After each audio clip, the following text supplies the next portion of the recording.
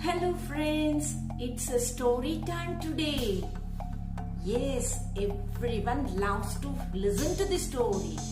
And this story is again an interesting story.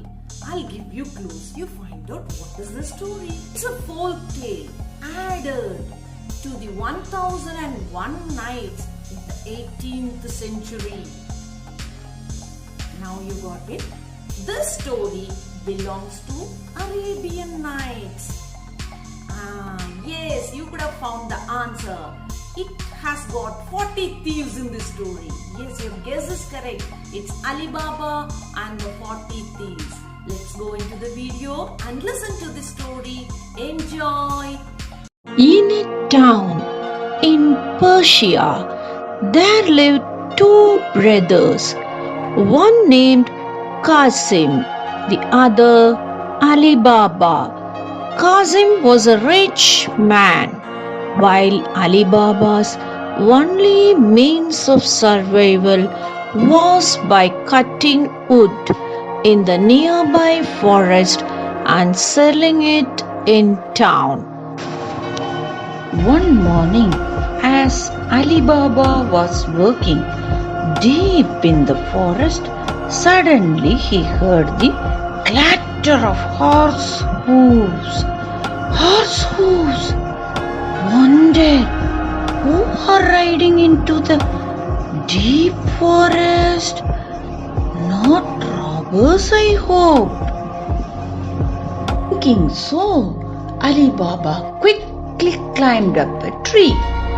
Then, looking down, Ali Baba saw something he couldn't believe. 40 ferocious looking men came galloping on 40 horses. Each man wore a saber and a dagger in his belt. Ali Baba could feel at once that they were thieves. The 40 thieves stopped right under Ali Baba's tree. A tall, cruel-looking man who looked like the leader of the thieves stepped upon a huge rock and said, "Open sesame." As soon as he said these words, there was a deafening sound as of thunder, and the rock parted like a door. Ali Baba was astonished beyond words. The 40 thieves went in. "I better remain where I am. The thieves would surely kill if they see me." And the door closed. At last, after a long time, the door opened and the 40 thieves came out. "Shut, sesame," said a thief. Immediately the door closed and the rocks became whole as before. Soon after, the 40 thieves rode away, raising a cloud of dust. When Ali Baba was sure that the thieves were gone, he came down from the tree and walked up to the huge rock. "Open sesame," he shouted. The door opened as before, and Ali Baba found himself in a great hall. Looking around, he saw himself surrounded by heaps of gold, jewels and precious stones shining in the dim light. Ali Baba quickly filled the bags he had with him with gold and and said, "Open, Sesame." The door opened and Ali Baba came out with his hands filled with bays of gold. Ali Baba loaded the bays of gold on his mules and put some wood on top so that no one could see his treasure. Reaching home, Ali Baba narrated the whole incident to his wife and emptied the bays of gold before her. His wife was amazed beyond words. The two of them started to count the gold, but they were more than they could count. The thieves must not know who took the gold. Let's bury it in the yard. Wife said, "Let me weigh it first, so we will know how much gold we have. I will borrow the scale from Kasim's wife." At Kasim's home, "Sister, can you lend me the scale for few hours?" "Of course, let me bring it from the store," she said. Kasim's wife was very curious. "Wonder what that beggar's wife needs scales for. I will stick some fat under the scale." When in the evening Ali Baba's wife returned the scale, Kasim's wife immediately checked the bottom, and indeed stuck to the bottom were 2 pieces of gold. So Ali Baba just pretends to be poor. In the evening, when Kasim's came home from his shop, "Look, Kasim, your brother Ali Baba is not poor. They have so much gold. They don't count it. They weigh it. I can't believe it. I'm sure you are mistaken," he said. However, in his heart, Kasim was sure that his wife was right. So, as soon as it was morning, he rushed to meet Ali Baba and showed him the 2 pieces of gold. The simple Ali Baba did not hide anything from his brother. There is a thief's cave in the forest which is filled with all kinds of riches you can imagine. All one has to do is to say, "Open, Sesame," and the door will open.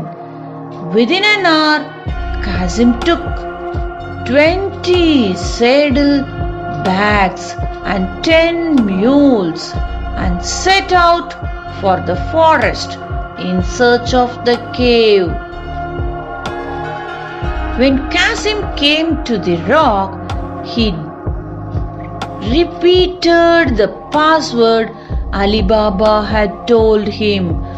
"Open, Sesame." The door flew open and gold, so much gold. "I'll be rich," he said. Kasim dug his hands deep into the heap of gold. Gold, gold! He stuffed his bags so full that pieces of gold spilled out on the rocky floor. After a long time, when Kasim was satisfied with the amount of gold in his base, he dragged the heavy base to the door. open. Door of gold. Oh, the words had something to do with a sprain.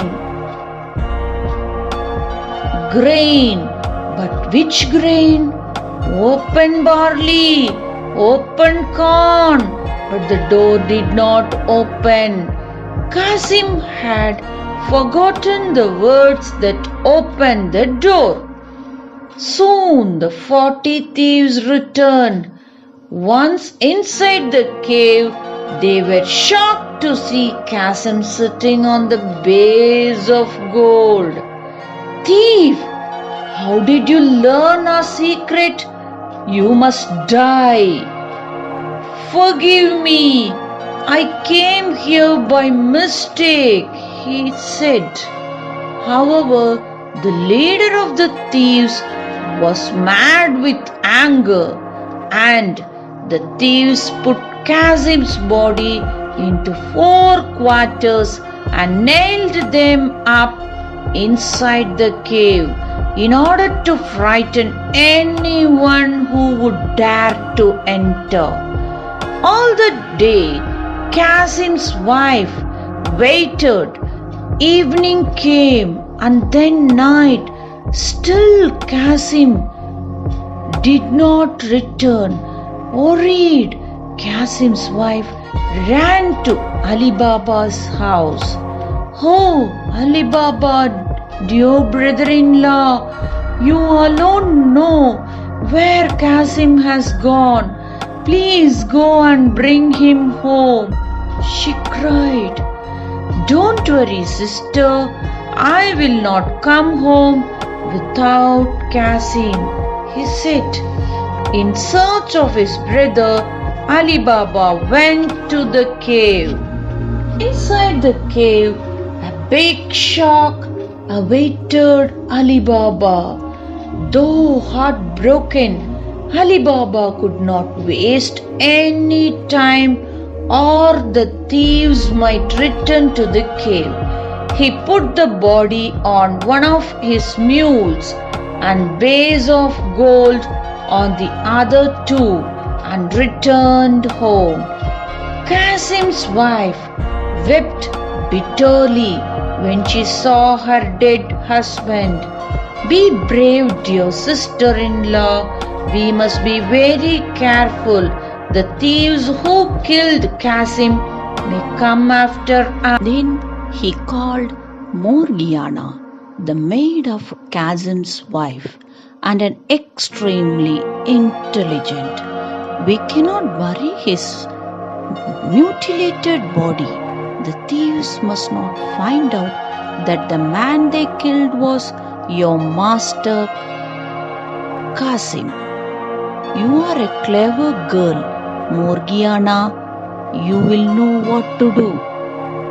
The next day, Morgiana went to a very old cobbler named Mustafa. In that case, I will follow your home. Sir, if you can stitch something that I have at home, I will pay you a gold coin. Having bound his eyes with a handkerchief, Morgiana took him to Qasim's home. She told the old cobbler to sew the 4 quarters together.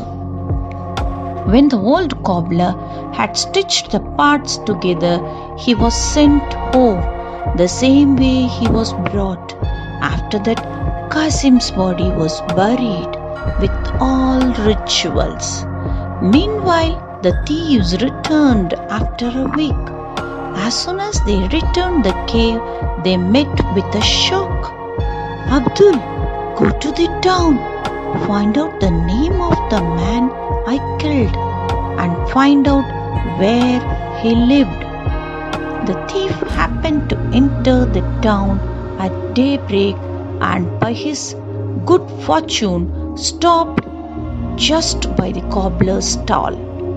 Honest, can you possibly stitch at your age? Old as I am, I have very good eyes. Would you believe me if I tell you that I saw a dead body in lamplight? The thief was not able to believe his luck. "Can you show me the house where you went?" "Of course, I can." The old man blindfolded himself and guided the thief to Kazim's house. "This is the house." The thief took a piece of white chalk out of his bag and "There, now I will be able to recognize the house easily." But he was unaware of the fact that Morgiana was watching him. Morgiana knew just what to do. She marked every door with the same cross. Next day, when the thief returned with the leader, "Here is the house." "Which one, you fool? All houses are marked with crosses." Next day, the leader himself came to look for Kazim's house.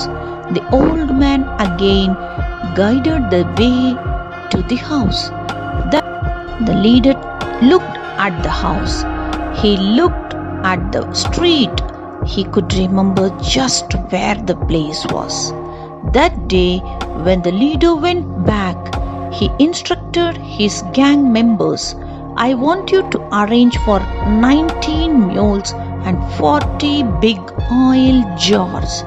The fellow thieves were not able to understand and what their leader intended. One asked, "I'm not able to understand what you want to do."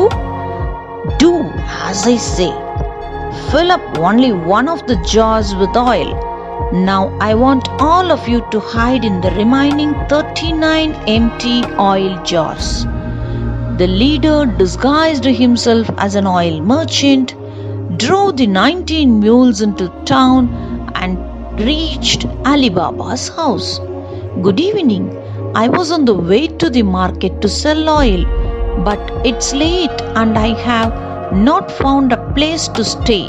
Would you be kind enough to give me shelter for the night?" "I will be glad to put you up, stranger," Ali Baba said. The merchant unloaded the oil jars and set them down in the courtyard. After a good supper, the leader of the thieves said, "I must go into the courtyard and look after my oil jars." "As you will, but if you need any help, don't hesitate to call me or my son. Good night." In the courtyard, the leader went to each jar and then tapped on each lid. "When everyone in the house is asleep, I will come to my window and clap my hands thrice. When you hear me come out of your oil jars, we shall kill everyone in this place." Then the captain went to his room. Morgiana was working late that night. Suddenly she saw that there was very little oil left in the lamp. "I'm sure the merchant won't mind if I take little of his oil from one of those big jars."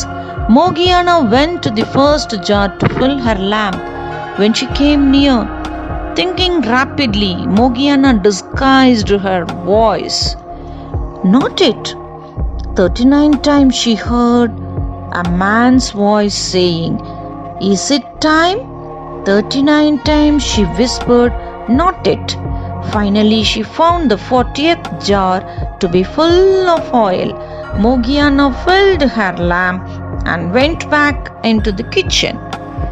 Clever Morgiana immediately knew who was in those jars and that the oil merchant was really the leader of the thieves. "I must act quickly or we will all be killed." Morgiana took a big pot and went to the court. She filled the pot with oil and put it to boil on the stove. Morgiana took the boiling oil into the courtyard.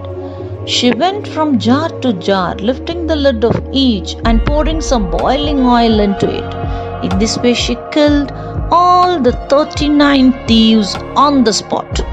Then Morgiana went inside the house where Ali Baba was entertaining the disguised leader of the robbers. Morgiana was a fine dancer and often used to dance before Ali Baba's guest. So after everyone had finished their meals, she began her dance. Turning, twirling, Morgiana came in front of the leader, snatched the dagger he had kept at his side and stabbed him in the chest. The leader of the robbers fell down dead. "What have you done? You killed our guest," said Ali. But when Morgiana told him who his guest actually was, Ali Baba was filled with joy and relief at his escape. "Were it not for you, dear Morgiana, the thieves would be alive and we would all be dead." Ali Baba's son was very much impressed with the bravery that Morgiana had shown. "Father, I would like to marry Morgiana. Nowhere in the world could I find a better wife. I'll be glad to see you married to such a girl as Morgiana. My blessings are with both of you," Ali Baba said. So Ali Baba's son married Morgiana and they lived happily and peacefully for a long, long time.